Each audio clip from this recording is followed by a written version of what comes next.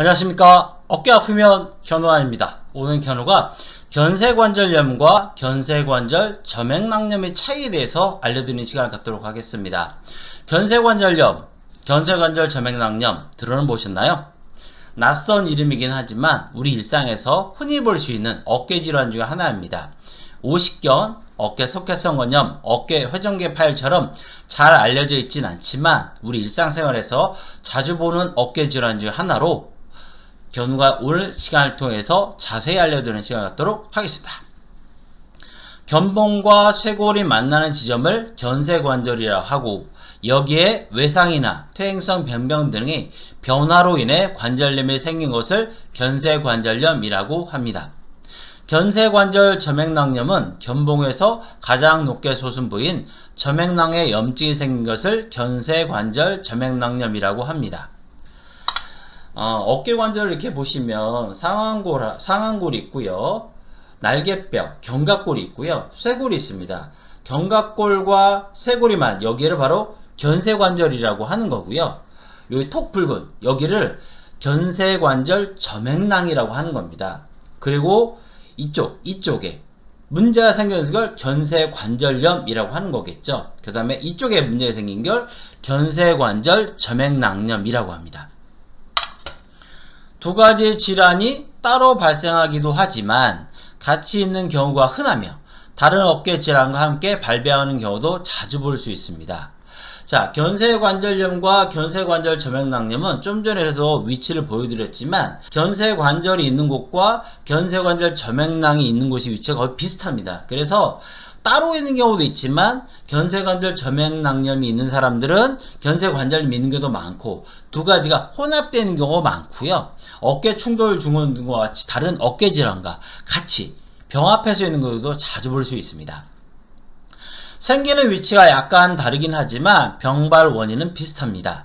직접적인 외상이나 충격에 의해서 발생하기도 하지만 대개는 반복적인 사용이나 과사용, 습관화된 잘못된 자세 등으로 인한 어깨의 퇴행성 변화와 많은 관련이 있으며 대개 3에서 6개월 이상의 만성적인 경과를 거치며 급격하게 병발하기보다는 서서히 증상이 발전하게 됩니다.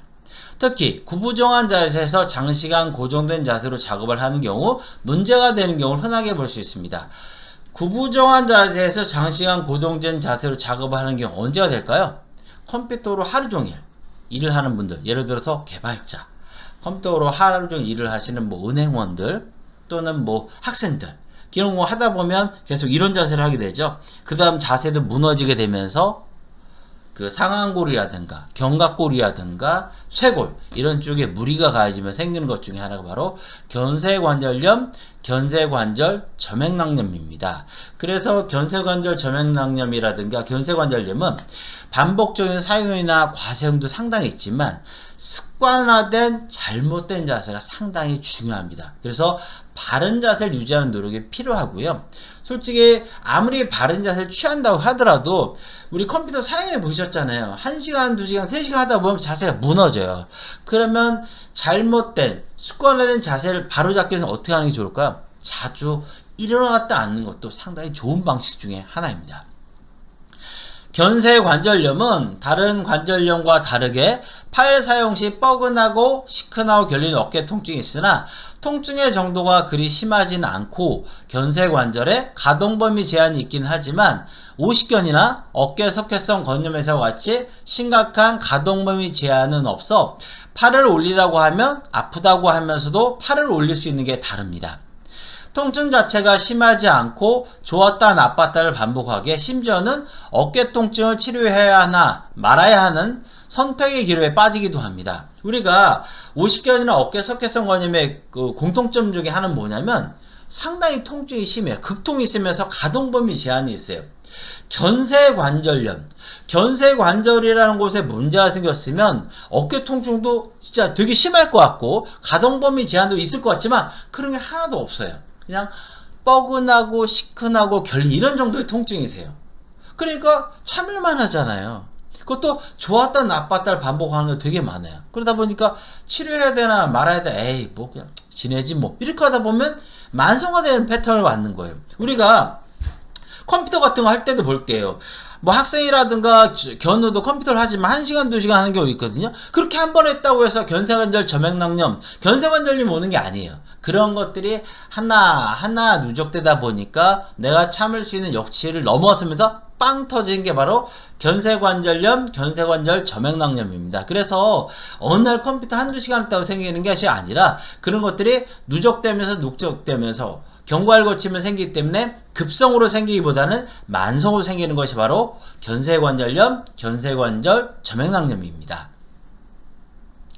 팔을 사용하게 되면 어깨에서 딸깍거리는 소리가 나거나 어딘가에 걸린 듯한 느낌을 받기도 합니다.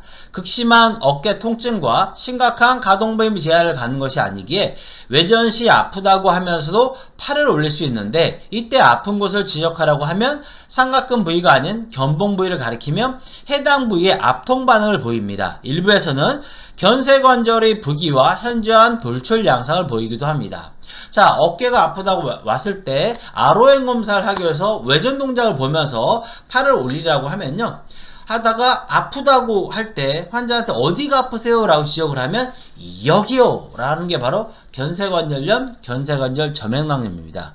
예를 들어서 오십견이나 어깨 석회성관염은 올리라고 해도 아파서 더 이상 올라가지도 못하지만 견쇄관절염이나 견쇄관절 점액낭염은 아프다고 하면서 또 갈 건 다 가요. 그러면서 어디가 아프셨어요? 라고 했을 때 지적하는 곳은 여기 라고 하고요. 그 부위를 또 눌렀을 때 압통 반응을 보입니다. 눈이나 비가 오기 전날이나 날구지 않는 날, 한쪽 어깨로 자고 나서 무거운 물건이나 힘쓴 일을 하고 나서 장시간 고정된 자세로 일하고 나서 과음이나 과로를 하고 나서 팔을 장시간 사용하고 나서 증상이 심해집니다.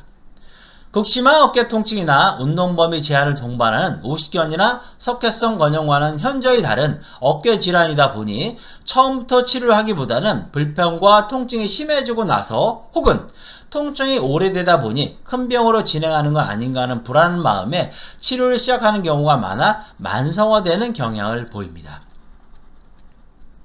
견쇄관절염의 자가 검사 방법으로는 수동 수평 내전 검사, 크로스 오버 테스트가 있습니다. 아픈 팔을 어깨 높이로 든 다음 안쪽으로 회전했을 때 처음에 아프기보다는 잘 오다가 끝에 정도 와서 통증이 심해지면 의심해 볼 수 있습니다. 자, 수동 수평 내전 검사라는 건 뭐냐면 이쪽 어깨가 아프다고 할게요. 이쪽 상태에서 팔을 어느 정도 어깨 높이에 든 다음 안쪽으로 회전했을 때 처음에 아프기보다는 이 정도 왔을 때 끝에 왔을 때 아파요. 어디가? 여기가 아파요 라고 하는 그런 검사법 중에 하나가 바로 수동 수평 내전 검사로요, 견쇄관절염의 자가 검사 방법으로 흔히 쓰이는 방법 중에 하나입니다. 어깨 위로 팔을 올리는 동작이 많은 운동선수나 관련 직업군, 한쪽 어깨로 자는 사람, 과도한 무게로 웨이트 트레이닝을 하거나 무겁거나 힘쓰는 일을 많이 하거나 장시간 고정된 자세로 일하는 직장인이나 격격한 외상, 구부정한 자세로 장시간 작업하는 사람들에게 호발하는 편입니다. 일단 증상이 나타나면 가급적 시선을 눈높이로 하고 충분한 수면과 휴식을 취하며 과음이나 과로를 피하고 아픈 어깨로 자지 말며 과도한 팔 사용을 자제하고 무겁거나 힘쓴 일을 피하는 것이 좋으며 장시간 고정된 자세를 일하는 경우 자주 일어났다가 앉으며 중간중간 자세를 바꿔주는 것이 좋습니다.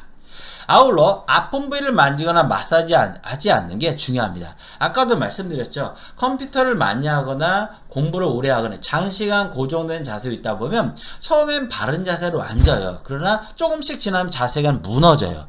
그랬을 때 좋은 의자로 케어될 수 있냐? 그렇지 않다고 생각해요.